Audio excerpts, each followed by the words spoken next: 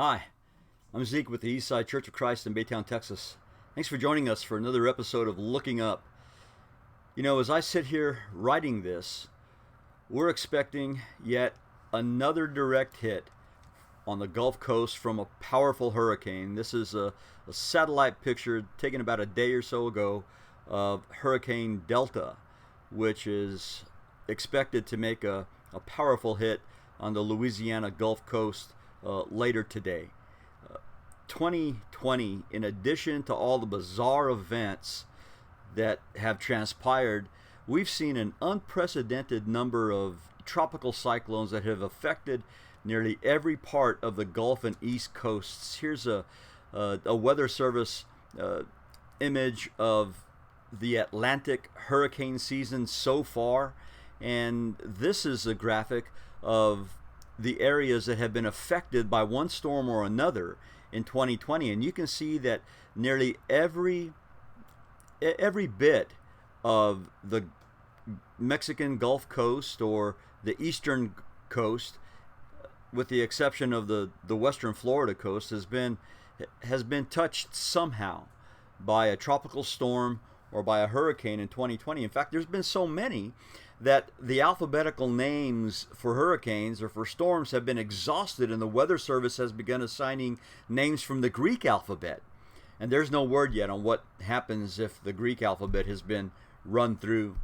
Well, where I live on the upper Texas Gulf Coast, we're no strangers to the devastation wrought by these powerful storms. But so far, fortunately, we've been spared a direct hit, although several storms seemed as though they were headed straight toward us.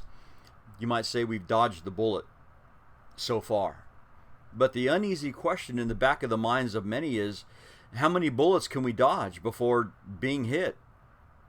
It made me think about dodging another bullet. I'm talking about the bullet of judgment.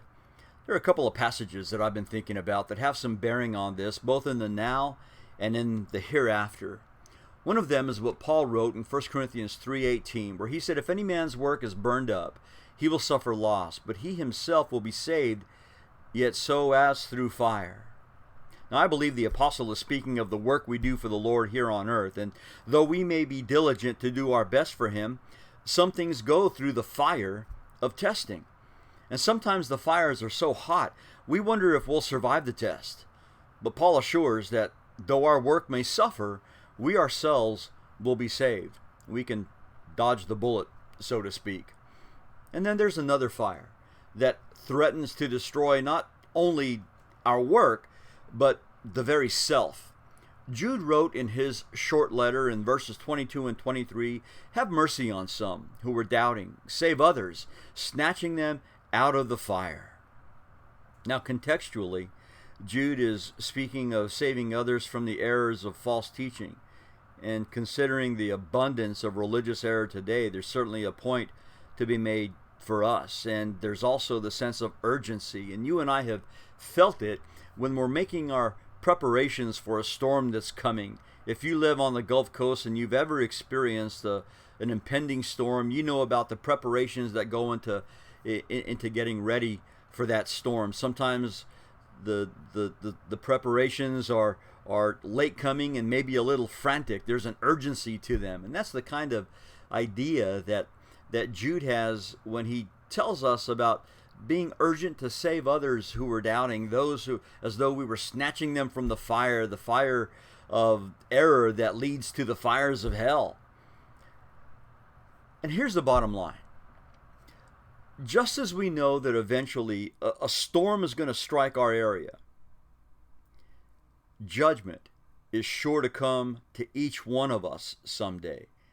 And though in regards to hurricanes, we can keep hoping we're going to dodge the bullet, but we're not going to dodge judgment. Now, that doesn't mean we can't be prepared and confident to stand before the Lord someday.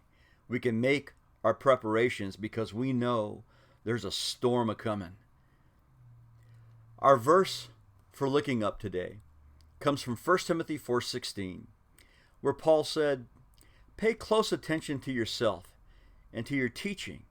Persevere in these things, for as you do, you will ensure salvation both for yourself and for those who hear you. We need confidence to get through storms, but we need confidence to get through the ultimate storm and fire, which is judgment. And God's Word tells us we can have it. So let's prepare. Thanks for joining us today. God bless you.